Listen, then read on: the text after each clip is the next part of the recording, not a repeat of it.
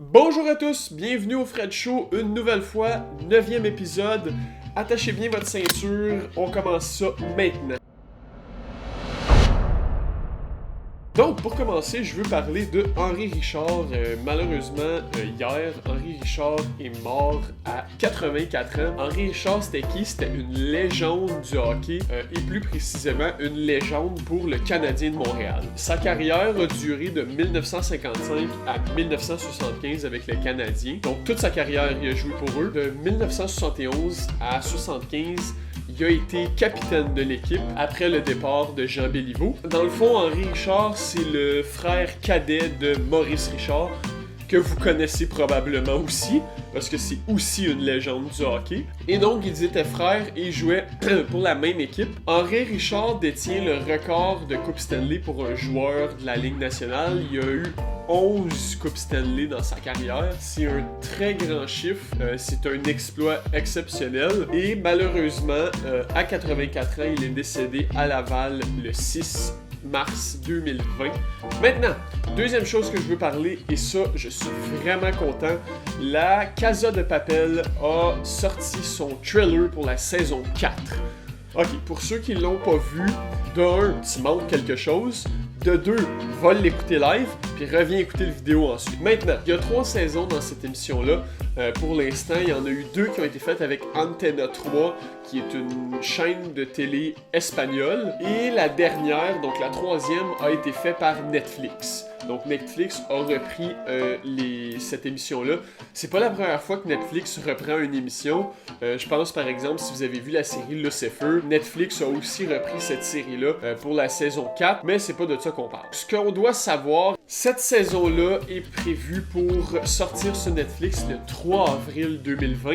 Donc c'est dans à peu près un mois, c'est très bientôt. On a hâte de voir ça et je vais probablement en reparler lorsque ça va être sorti, vous donner mes impressions sur la série.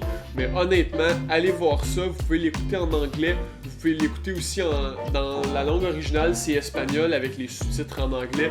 Donc voilà, c'est disponible pour vous sur Netflix présentement. Allez voir ça. La dernière nouvelle, un homme qui a battu le record de la planche. On sait tous c'est quoi la planche. Et le record était de 8 heures 1 minute. Vous avez bien entendu, 8 heures et 1 minute. Ce record-là, c'est un Chinois qui le détenait. Il s'appelait Mao Weidong. Lui qui a battu le record, c'est l'Américain George Hood.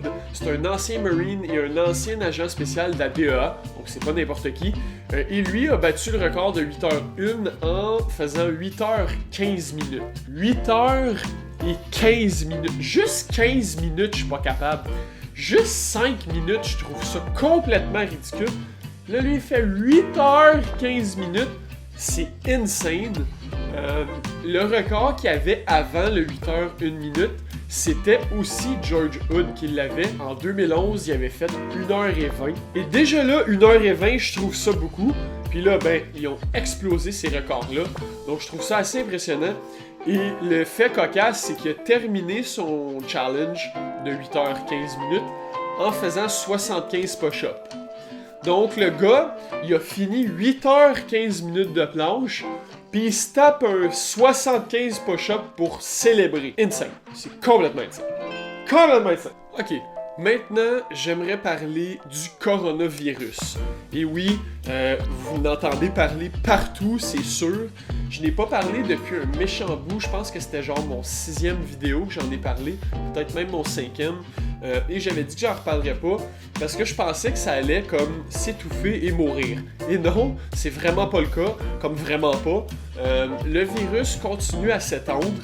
Il y a 2 cas, d'après le site du gouvernement du Québec, il y a 2 cas confirmés au Québec de coronavirus. Dans le temps que j'en parlais, je pense que c'était même pas proche d'atteindre le Québec. Maintenant, ça l'a atteint. Il y a plus de 100 000 personnes qui sont touchées par le virus. On est rendu à plus de 3700 morts. Seule chose que je trouve que les médias parlent jamais. On se concentre beaucoup sur le nombre de morts, le nombre de touchés, comment que c'est négatif comme virus. Mais il n'y a pas beaucoup de monde qui parle qu'il y a plus de 58 000 personnes qui ont été guéries du virus. 58 000, c'est près de la moitié de ce qu'il y a de monde de touché. Donc, on est capable de guérir les gens. Vous n'allez pas nécessairement mourir si vous avez ce virus-là. Vous pouvez être guéri. Dans certains cas de gens plus âgés, des gens plus jeunes, donc des jeunes enfants, oui, ça peut être mortel.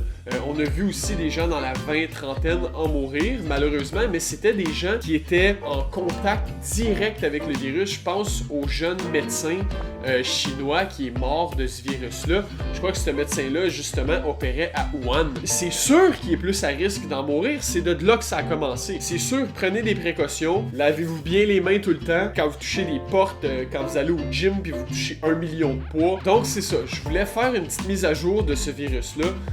Ça l'a enterré toutes les nouvelles partout, donc on parle plus des manifestations à Hong Kong, on parle presque plus déjà des manifestations sur les rails. Donc voilà, c'était mon petit update sur le virus. Merci de m'avoir écouté.